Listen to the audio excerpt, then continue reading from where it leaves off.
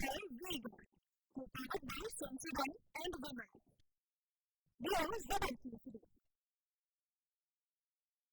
Associate sponsor UltraTech cement. સાથે હું છું શિવાની. આજે પણ વાત કરીશું એવા 6 મુદ્દાઓની કે જેમાં ખાસ આપને દર્શાવીશું આજના દિવસના સૌથી મહત્વના 6 મુદ્દાઓ. જાણીશું કે ગુજરાતમાં આ વર્ષે કેવું રહેશે ચોમાસું. સુરત પોલીસે બળના બદલે કળ અજમાવી મુશ્કેલ કામને કેવી રીતે બનાવ્યું સરળ, અને ચારધામ યાત્રામાં રેકોર્ડની હોડના લીધે કેવી મચી છે બબાલ, તેની પણ કરીશું વાત. તો આજે સૌથી પહેલા મુદ્દામાં વાત ચોમાસાની આગાહીની કરીએ, જેમાં ભારતીય હવામાન વિભાગે જાહેર કરી દીધી છે એ તારીખ કે જે દિવસે ભારતમાં થઈ શકે છે ચોમાસાની સત્તાવાર એન્ટ્રી. જાણીશું કે ગુજરાતમાં ક્યારથી થશે ચોમાસાનું આગમન અને આ વર્ષે ગુજરાતમાં કેવો રહેશે વરસાદ. બીજા મુદ્દામાં અમે આપને બતાવીશું ગુજરાતના વિકાસના દાવાઓને પોકળ સાબિત કરતા દ્રશ્યો. આવકના દાખલા તેમજ જાતિના પ્રમાણપત્રો કઢાવવા માટે ગુજરાતમાં સરકારી કચેરીઓ બહાર લાગી છે લાંબી કતારો.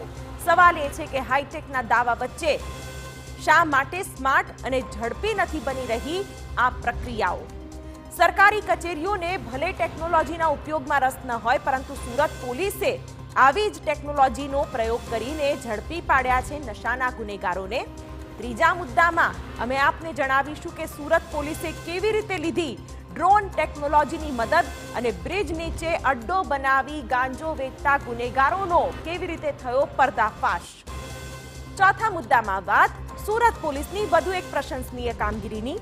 ઉધના પોલીસ મથકના વિસ્તારમાં કોમ્બિંગ માટે પહોંચી હતી પોલીસ, પરંતુ કોમ્બિંગ પહેલા જ પોલીસે અપનાવી કંઈક એવી ટ્રીક કે સામે ચાલીને પોલીસને હથિયારો સોંપી ગયા લોકો.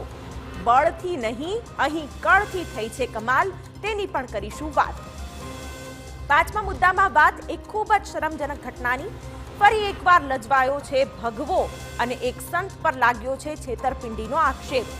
સુરતમાં મંદિર બનાવવાના નામ પર તબીબ પાસેથી રૂપિયા ખંખેરી લેવાની ઘટના આવી છે સામે.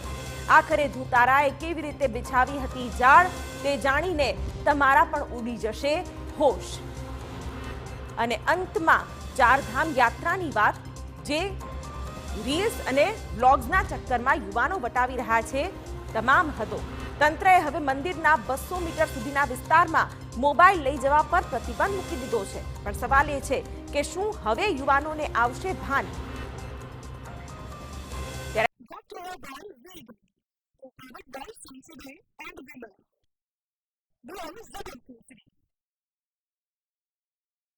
Associate sponsor UltraTech cement.